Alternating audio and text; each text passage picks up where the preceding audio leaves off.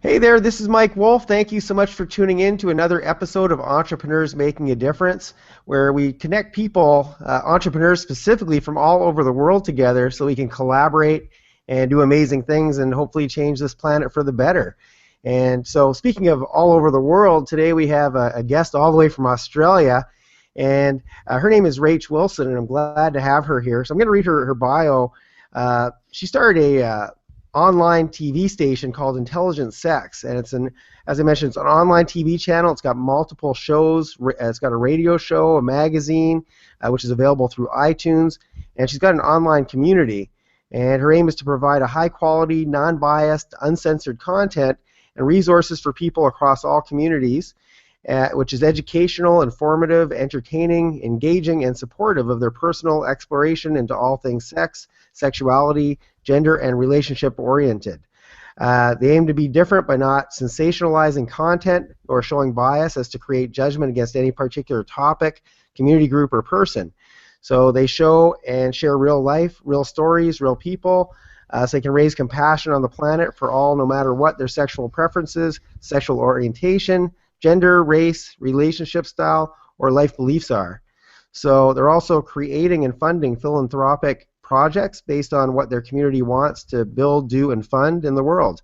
So with a strong professional community to support already on board, their community members, which is 70 plus globally, they find many opportunities for our professionals to gain extra exposure and promotion, as well as opportunities to partner with us to promote their online courses, trainings to the community and outside of it. So I want to welcome you to the show. Thanks so much for being here with us.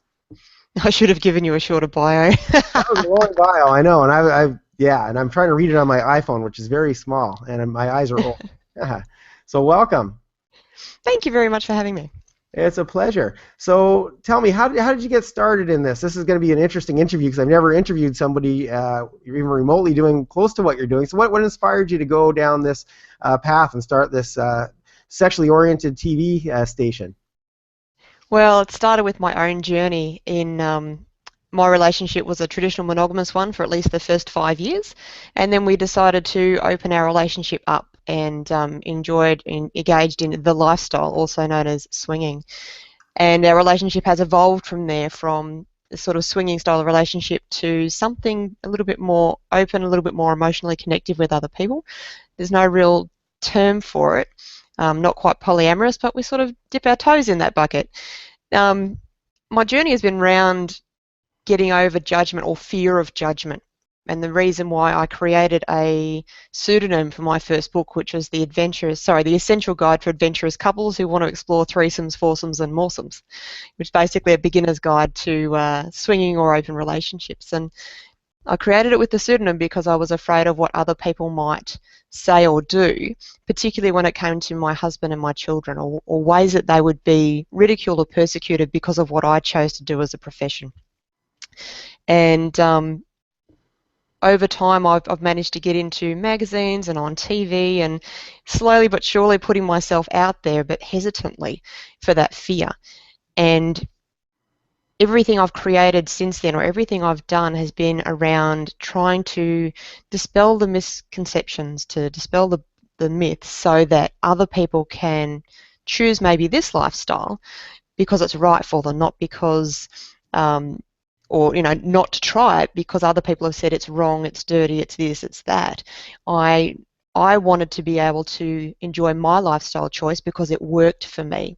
Our relationship and us as individuals are thriving because we made a choice that's outside the norm. Other people can't do that, or feel that they can't, because of that fear of judgment.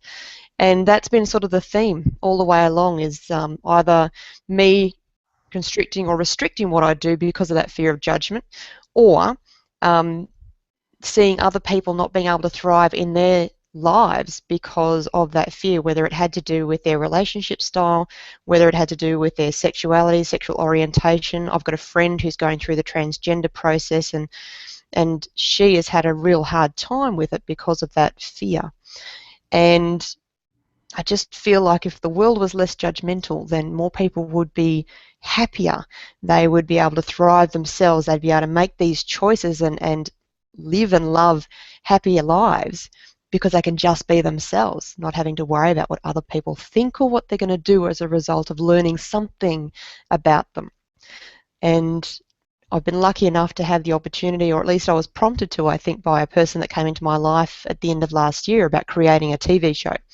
And I thought, well, okay, cool, let's create a TV show, but in order for that to be something that could make a difference in the world, I need to create a community around it. And that expanded from one TV show and a community to multiple TV shows and a community to adding in a radio show and then adding in a magazine, because why not? Every time I turn around, it's getting bigger and bigger. But, you know, I really want this to go out into the world in a big way. And with over 80 professionals now a part of this community that are going to share this and support the community, I'm getting a lot of universal signs to say that, you know, the world is ready for this, it needs it, and for us to be able to make that change, to make that ripple effect start happening. It's the right time is what I'm feeling. Yeah, well, you mentioned the ripple effect. So what sort of ripple effect would you want, I guess, to come from this? What should the world expect from this? Oh, there's some very big things that I want to change in the world. I spent some time a couple of years ago in Cambodia and Thailand, and we did some time with Destiny Rescue, and they rescue girls from being put into sex slavery or prostitution at very, very young ages. And that really sort of spoke to me in a lot of ways. I'm like, well, that's great that they're doing the things where they're getting the girls out of that position and putting them into real homes and teaching them other skills to do other careers, but that's not going to fix the problem. That's just a band-aid solution. The problem is the people, or the men more specifically, that are going to these places and wanting these younger girls. So it made me think about, well, what is causing that? You know, for some, I really do believe that they are hardwired to want or to desire younger girls. I can't really necessarily do anything about that, other than if we could talk openly about some of these problems, that maybe we could come up with some healthier solutions and ways to address these desires, that everything that's suppressed eventually can come out. It's going to come out in some way, shape or form. So let's create such openness around it that it can come out in a healthy way, rather than coming out as sexual violence or, you know, pedophilia. There's so many different things. So the ripple effect I want to see in the world is to impact some of those larger problems, because we're now opening up conversations. You know, men can talk to their wives about their sexual desires and needs. People can talk about their fetishes and the things they want to explore.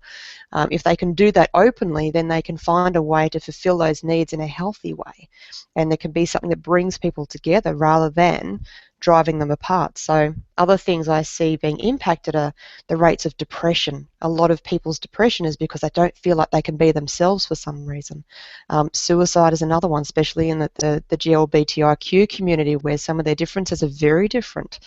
It's just... So what is that? Because what is that? I say that because it's so normal for me. Yeah. GLBTIQ, so gay, lesbian, bi, trans, intersex and queer. So it's a grouping of different sexual orientations that have become a community in their own right, basically. And they're definitely some of the communities that we're including in our in Intelligent Sex, as well as the poly community, swinger, kink, tantric and mainstream, for those people who just want to have a space where they can connect with other people, where they can be welcomed with support and encouragement for them to explore what's right for them in a consensual and ethical way. I think it's fine. We need to bring the communities together rather than like segregating and going individual, because if we keep going that way, because there's judgment, rejection even within those communities, if that continues, then we're going to be a community of one. That's just, to me, is ridiculous, when we're all literally human, and we all want, and I say this all the time, we all want just three things. We want to be accepted as we are. We want the freedom to choose to lust, love and live our way. And human need, we want to be supported and encouraged in that exploration. That's not too much to ask, really. So I'm creating that in the world. No, that's very powerful. So do you, I mean, obviously a lot of the things that we're talking about here were extremely taboo not that long ago. Do you see, and even today, obviously there is still some, it is still not quite mainstream, but do you see a lot has changed over the last little bit? Have you noticed that a lot has changed? Yeah, there's definitely been because of the internet. Thank you, internet. People are able to speak more freely about the things that they want to explore. There's more recently the 50 Shades of Grey phenomenon. I see that being as almost like the secret was to spirituality. It's just opened the door to conversation. Whether you liked the book or you didn't like the book, it doesn't matter. What it did was it brought some more of the kink aspects of life into the limelight, making it more acceptable to talk about, or at least using the book as a way to start the conversation. I suspect is what it did more than anything else. So yeah, we're definitely getting into we are in the information age, and because we now have the internet, we can connect with people who are like ourselves just through using a search engine to find them. And because we're then clumping with those people, the conversations are opening up. People are starting to realise they're not alone. But getting it online is one thing, now getting it offline is a different thing altogether, and that's our intention, is to start online, bring all the people together, start to get some offline stuff happening so that people can connect in real life and be able to also feel like they can be supported and can connect easily without having the screen in the way. Right, right. So you're really trying to build a real sense of community is what it sounds like what you're trying to do. Yeah, yeah. I just happen to be using sex, sexuality, gender, and relationships as the key focus, because those are the things that people tend to have the most issues and stuff around. Yeah, so we were talking. You were mentioning, 50 Shades of Grey.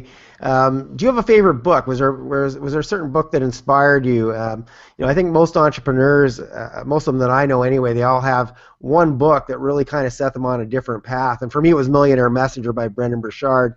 Is one that really changed kind of some of the things that I do, and kind of inspired me in a really big way. Do you have a favorite book that really stands out? I have a couple of favourite books. I go through phases. One of the books in the beginning was Richard Branson's Screw It, Let's Do It. Yeah. Just the title in itself is like, you know what? Forget about the fear. Just, what is it I'm driven to do? Let's just do it. Let's just try it. Let's give it a go. So that one really helped me in my entrepreneurial journey, at least in the beginning. And then definitely the Millionaire Messenger and all of Brendan Burchard's stuff. That sort of took me into a whole other zone and gave me the tools and techniques to do the online business aspect. And there was another one, The Art of Nonconformity by Chris Bailey, I think, which is all about thinking outside the box and following what's true for you. Oh, cool. Excellent. Child, hang on a I, sec. I haven't read that. I haven't read that one, and sounds interesting. I think I should read that one because I'm very. Anyway, this isn't about me. This is about you. So we'll just continue asking you questions. Okay, So just hang on 2 seconds. Oh, sure. Child coming in the door, so we'll just pause for a second. You right, Ty? Can you hear the door? Oh, I hear the door. That's all right. Yeah, cool. Hang on a sec. That's how we Hi. roll around here at Entrepreneurs Making a Difference. Very laid back. That's right. Can you just close that door, babe? Is she here? Not yet. Okay. So we're still waiting on the second child. Oh, okay. We'll just do the next piece, and hopefully I'll hear her before she walks in the door. I can put a Okay. pause Well, on. no problem. Like I said, it's very laid back anyway. We're not even trying to be professional here. It's not even close to being a goal of mine to make this perfect. It's just all about Excellent. just having a conversation, really. So, okay, where was I? Let me think. What did I want to ask you? So we talked about your favorite book. Were there any? Well, what were you doing prior to setting up this your TV station, radio station, magazine? What were you doing for a living prior to that? I have had many jobs prior to this, but one of my core things that I've done over the last few years is I've been a relationship coach and mentor for people who are either curious or new or stuck in a non-monogamous relationship. So here in Australia, I've done a lot of work with Adult Matchmaker. I pretty much have positioned myself as the swingers relationship expert. So I've managed to get into magazines and on TV. Being the relationship positive or non-monogamous positive voice in mainstream media down here. So I've pretty much focused a lot of my stuff on that. And Chantel Austin was the pseudonym I used for the book, which then led to a website and all sorts of different things. And it's only been the last few years that it's changed from Chantel Austin to Chantel Austin Presents Rach Wilson, as I decided to just, be myself and get out there as me. But prior to that, I've done a lot of other things like IT, from support right up to development, right up to level 2 netware server specialists and Cisco router stuff, and so quite the geek in some way, shape or form. Service desk, as well as makeup and courier driving and house cleaning and admin. I think I've done it all. Wow, that's very diverse, that's for sure. It's kind of So, like me in a lot of ways. well, there you go, exactly. So, when you went from using your pseudonym to using your real name, you must have been, were you terrified? What were your feelings at that time? I think it was just the next step. So, when I sort of started this whole Chantel thing, when I first got onto Twitter, I used a caricature as my face. And as I was learning a lot of marketing stuff, where they were all talking about if you want to create trust between you and your clients or potential clients, you need to have a real face and a real personality. I'm like, okay, all right. So then I put my real face up and continued to build my Twitter profile. And I had about 1,000 or something at the point where I changed my face over.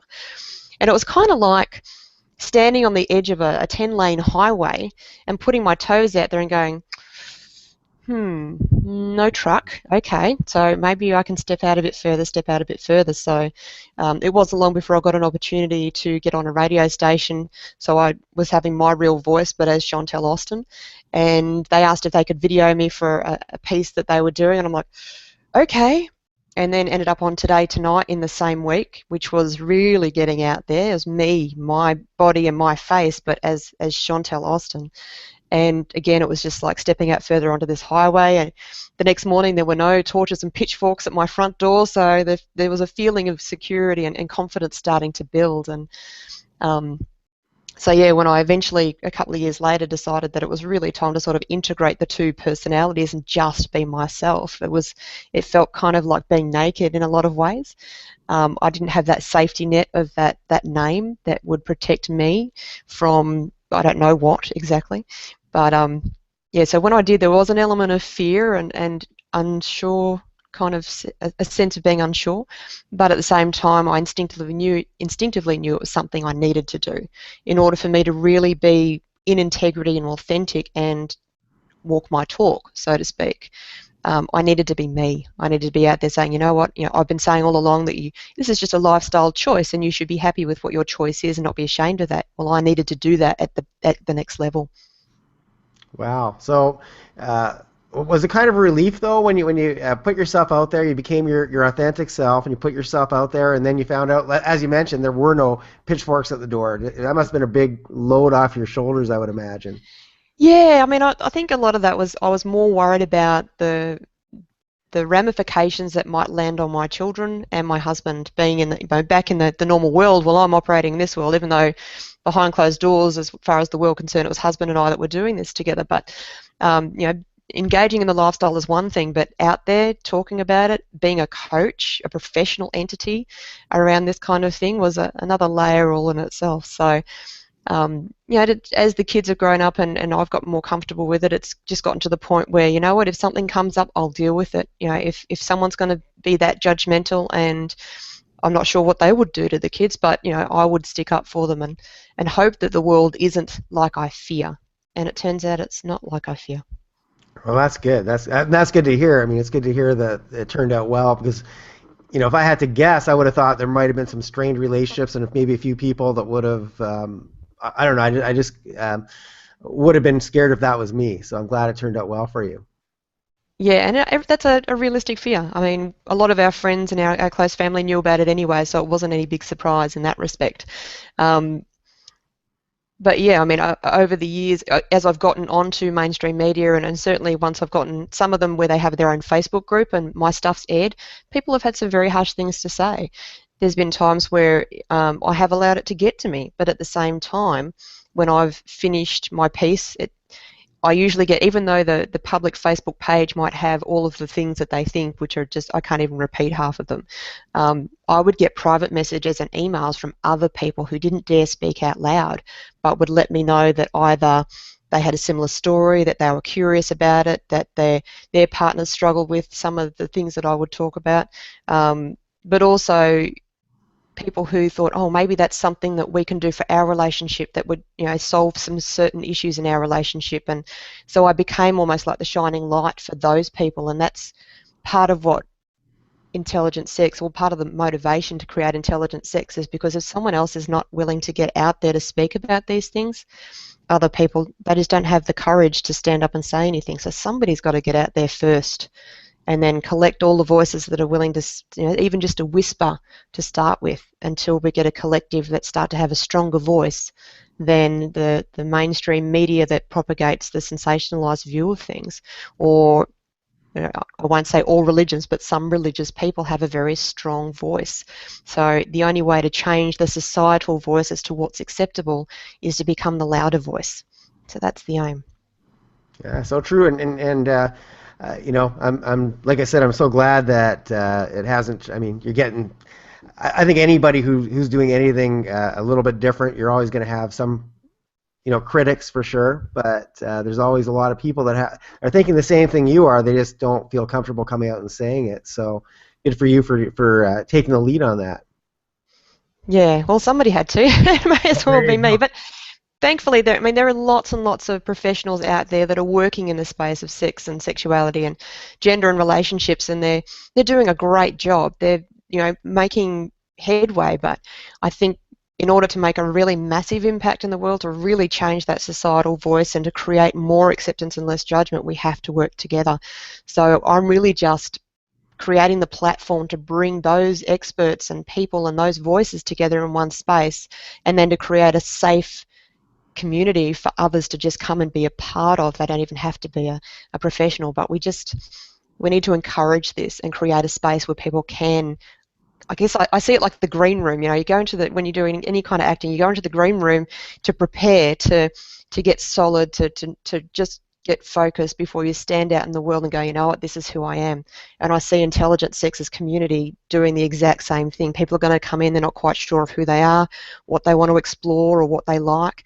They're going to be able to do all of that and connect with resources and other people that are just like them, that are going to support and encourage them in that journey, so that they can get to that place of empowerment, to that place of courage and strength, and to then be able to go out in the world and go, you know what, this is me, this is who I am, this is what I'm into, this is what I like, and if you don't like that, that's fine, that's your thing, but this is what I'm doing, and be okay with that. And that's all I want for the world.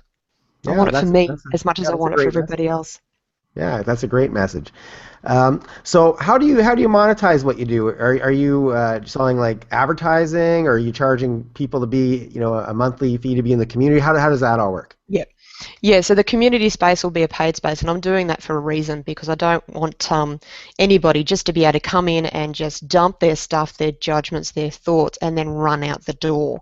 There's So that the community space is a paid space. Before they even get to the community space, they've got to go through and sign off on a code of conduct, which sets the tone for what we expect in terms of their behaviour inside the community space.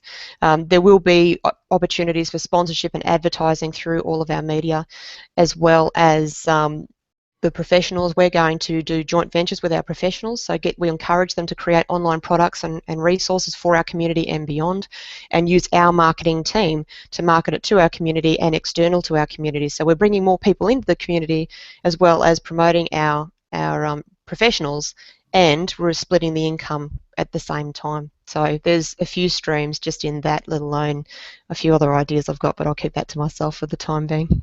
Okay. Well, I was just going to ask you, where do you see you and your company, 5 years and 10 years from now? So I don't know if that's going to lead you to say the things you don't want to say, but I could ask a different question if you prefer.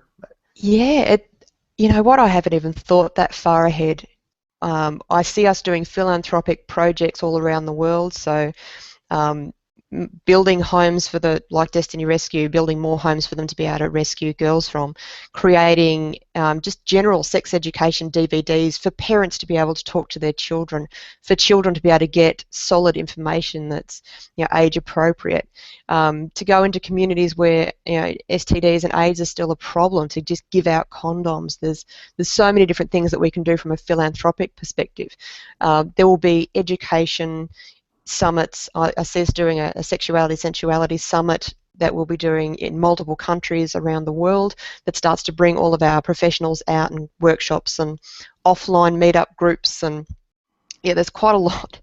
And a whole other few other sites that will actually bolt into the big picture. So there's quite a lot of room for growth. I believe there's going to be ways that this expands and evolves way beyond what I've already thought of. So I'm open to that. Yeah, well, I'm sure it will evolve into something, larger than life as you continue in your ventures. We have to wrap this up here relatively soon. Well, first of all, I want to congratulate you on doing some of that philanthropic stuff too, because I love that. I think it's really important to give back. But do you have any other? If you could give one message to the world right now before we wrap this up, what would your one message be? Oh, just one message? Well, you can have several. I won't cut you off because we just make our own rules here. We just go as long as we need to. So Yeah, you know what? There's the I guess it's the tagline for Relate Your Way, which is one of the TV shows, and it's, you know what? Forget the rules, which is to forget the programming, forget what everybody else says, and what's right for you. And the second part is to discover the options, which is education, learn what all the options are, because we only know so much. There's traditional monogamy, but that's just one little box. There's so much more outside of that. And then relate your way. So the whole thing goes, forget the rules, discover the options, relate your way. That'd be about it. love it, love it. So if somebody wants to get a hold of you or check out some of your programming, how do they do that? Okay, well, right now we're crowdfunding to launch the whole thing. So that's happening right this second. So if this is something that you want for you, that you want for someone you know, or you want to see some of the ripple effects that we want to create in the world, then go to IntelligentSex.tv and check out the campaign and join in. Definitely come and be part of this, because the more people that are, the more we can change the world. Perfect, perfect. Well, thank you so much for being on the program and sharing with us. It was great interviewing you, and I hope to have you on here again sometime soon. I would love to. That would be fabulous. Well, we'll definitely be in touch, and if you're ever in our backyard here in North America, make sure you let us know you're here. Oh, I'm planning to. In fact, one of my goals in the next probably 12 months is to move over there. I think I can do a lot more, I was going to say more damage, but that's not quite the right word I'm looking for, but more good if I can get over to the US and really start to hit things at the ground level over there. Well, that sounds great. So thanks again for being here, and also thank you to the viewers for tuning in. We hope you enjoyed this episode of Entrepreneurs Making a Difference. I'm Mike Wolf, and I look forward to seeing you in the next episode.